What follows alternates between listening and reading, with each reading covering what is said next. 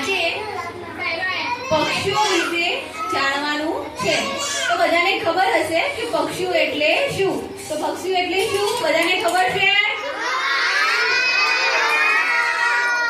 તો પક્ષીઓ એટલે કે જે આકાશમાં ઉડી શકે છે અને જેને પાંખો છે. તો આજે આપણે દરેક પક્ષી વિશે માહિતી મેળવીશું.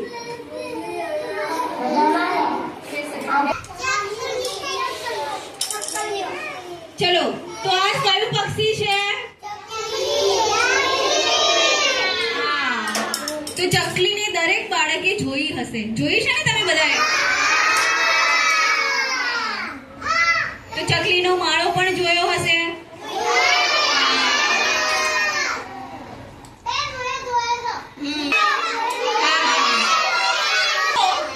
ચકલી શું મૂકે છે? આપણી ઘરની આજુબાજુ અથવા તો કોઈ વૃક્ષ ઉપર ચકલી શું કરે છે? માળો બનાવે છે અને પછી શું કરે છે? ઈંડા મૂકે છે. તમે અવાજ બંધ કરો એટલે સંભળાશે તમને. ચી જી જી જી બોલે છે. હવે છે મોર. તો બધાને ખબર છે કે મોર આપણો રાષ્ટ્રીય પક્ષી છે. પીંછા હોય છે અને એના પીંછાના કારણે એ બહુ સુંદર દેખાય છે.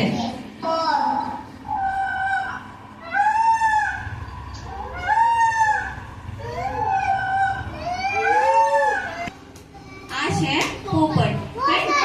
પોપટનો રંગ કેવો હોય છે બધાને ખબર છે.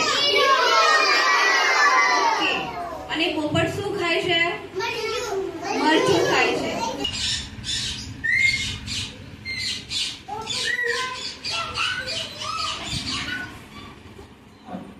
હવે છે કબૂતર. તો દરેકે જોતા હશે કે કોઈ જગ્યાએ, હા બધાએ જોયું જશે.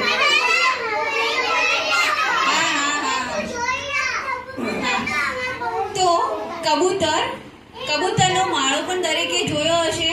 અને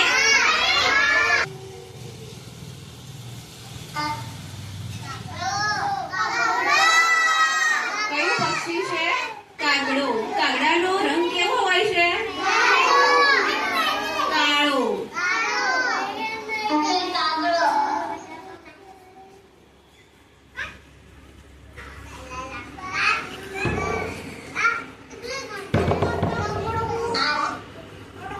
આ છે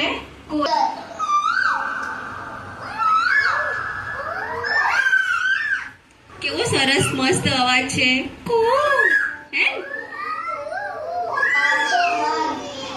આ છે હંસ છે. શું છે? હા. કેવો હોય છે? સફેદ. કેવો હોય છે?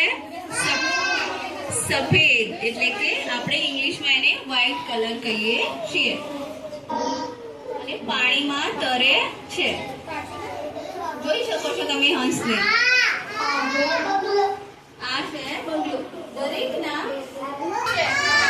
અને બગલાનો ખોરાક કેવો હોય છે? દરેકને ધ્યાન આપો. આ છે ઓલો. તમે ઓલો દરેક જોયો છે? ઓલો દરેક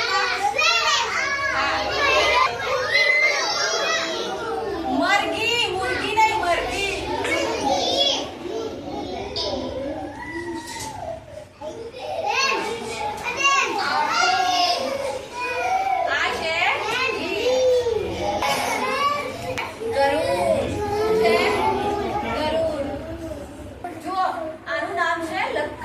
લક્કડખોદ કેમ નામ પાડવામાં આવ્યું? કારણ કે આ લકડું ખોદીને પોતાનું ઘર બનાવે છે. એટલા માટે આને લક્કડખોદ કહેવામાં આવે છે. તમે એનો લક્કડખોદનો ફોટો જોઈ શકો છો. જો લાકડા ઉપર જ છે ને ખોદે છે ચાંચ વડે. દેખાય છે બધાને? જો કીધું ને કે લાકડું કાપીને પછી એનું ઘર બનાવે છે. આ છે મેના. આપણે શું કહીએ છીએ? કાબર. છે સમડી.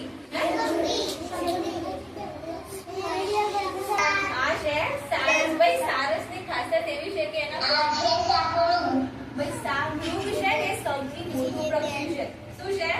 સૌથી મોટું પક્ષી છે.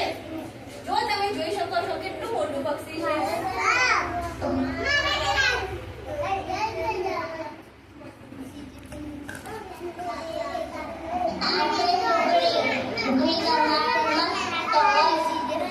આ છે સુગરી. ભાઈ સુગરીનો માળો બહુ સુંદર હોય છે. એ જાતે બનાવે છે. જુઓ કેવો મસ્ત સરસ માળો છે. જોયો છે તમે?